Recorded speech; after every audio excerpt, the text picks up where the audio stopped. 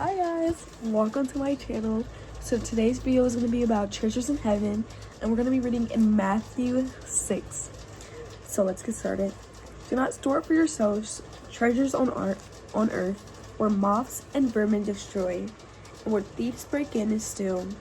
But store up for yourselves treasure in heaven, where moths and vermin do not destroy, and where thieves do not break in and steal. For where your treasures is, there your heart will be also. The eye is the lamp of the body. If your eyes are healthy, your whole body will be full of light. But when your eyes are unhealthy, your whole body will be full of darkness. If then the light within you is darkness, how great is that darkness? No one can serve two masters. Either you will hate the one and love the other, or you'll be devoted to the one and despise the other.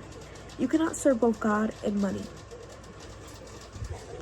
So what Jesus was trying to say in this parable was, when we put our trust into earthly things, we kind of lose sight or focus on our spiritual being.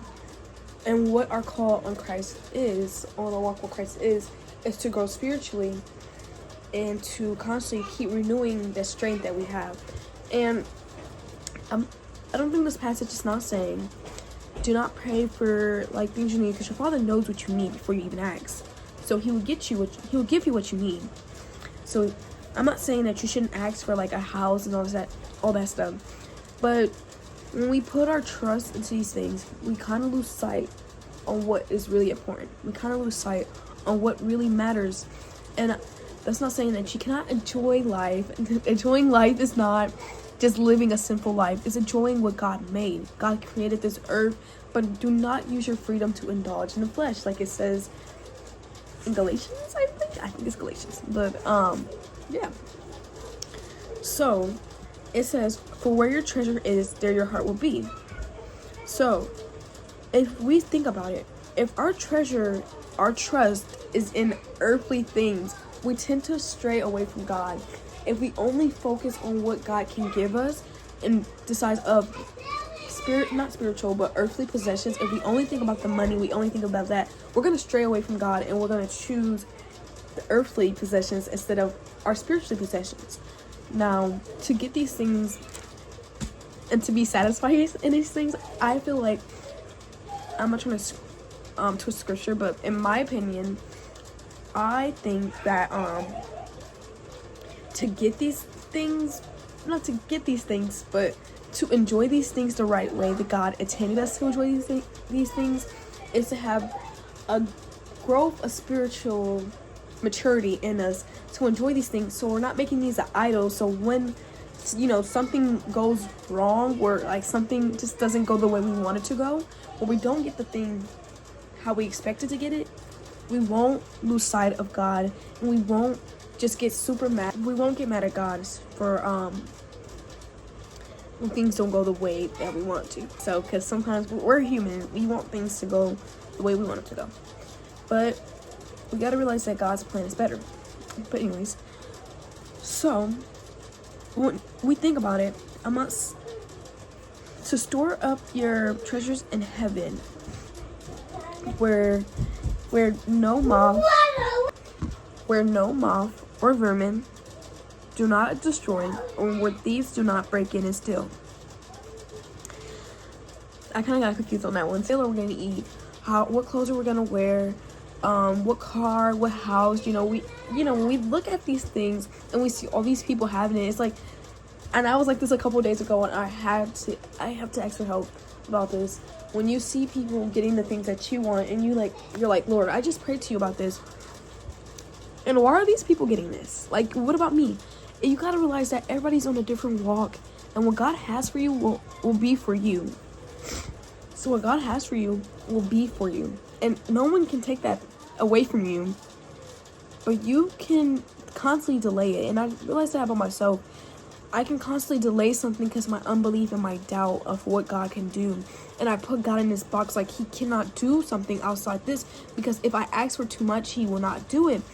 But we have to realize once we start putting our trust in God, that's where our hope will be in, and not of earthly things. We won't have to worry about doing all this thing. How much are we gonna work to get this house? How much are we gonna do to get this house? I know houses cost money and they're not cheap, but I'm saying, when you do something, do it for the glorification of God. Do it to glorify God. See, like it says, and it's like right next to it, Matthew 7. Ask, seek, knock. Ask and it will be given to you. Seek and you will find. Knock and the door will be open to you. For everyone who asks receives. So it goes back to where are your treasures at? So no one can serve two masters. Either you will hate the one and love the other, or you'll be devoted to the one and despise the other. You cannot serve both God and money. We don't have I'm gonna say, because there's another verse in I think in James where it says we don't ask, and when we do ask, we act with the wrong motive. So I kind of feel like all three of those verses go hand in hand. Kind of learning on that, but it still kind of makes sense to me about what that means. That we don't always have to put our trust into earthly things, but we can also look at things above, which is God. Like the earthly things, God will give us wisdom. He will give us strength, discipline, all that stuff that comes with the spiritual discipline to keep going after Christ, to keep going after his eternal possessions, his reward that he has for each and every one of us who choose to follow him. And I will have like kind of breakdowns about this too. Like, how does that work? You know, we cannot understand God because he is way more bigger than human understanding. We can't understand him. So I feel like for my month of June, I need to stop putting God in a box. I need to stop putting God in a box. Stop thinking that he won't do what he said he will do for you. So we just need to realize where our treasure is. And I'm also going to read verse 22 because I did not read that and I did not get to the point of that. The eye is the lamp of the body. If your eyes are healthy, your whole body will be full of light. But if your eyes are unhealthy, your whole body will be full of darkness. If then the light within you is darkness, how great is that darkness? No one can serve two masters. Either you will hate the one and love the other, or you be devoted to the one and despise the other. You cannot serve both God and money. Like I was saying, your earthly possessions, it goes hand in hand. If you are constantly consuming things of this world, where do you think that your heart's going to be? Do you think that you're going to be full of light? This world is dark. Jesus was that light. He came on here to give us that light. God sent his son down, him in human form, to send that light to us so that we will be able to see, and we will be able to go after those things that he wants us to go after with a heart of humility, with a heart of gratitude, a heart of graciousness, like all that. So if you're constantly filling your eyes with, worldly things, you're going to be filled with darkness. But if you fill your eyes with earthly things, you're going to be filled with light. I think that's the point of it. If you guys get it. If it gets to the point where that's the only thing you're worrying about, and that has become your master, when the only thing you do something for is to get things with money, then that is when it becomes your master.